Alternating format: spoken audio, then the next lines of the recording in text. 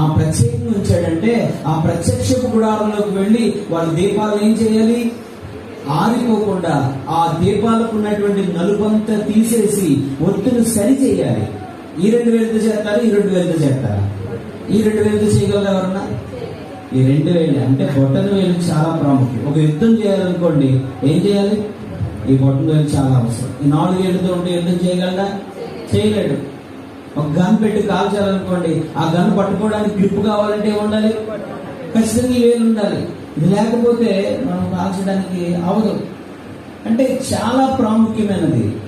అందుకనే ఈ వేలు మనం ప్రతిష్ఠించుకోవాలి. దేవునికి స్తోత్రం. హల్లెలూయా. చెప్పలందరూ హల్లెలూయా.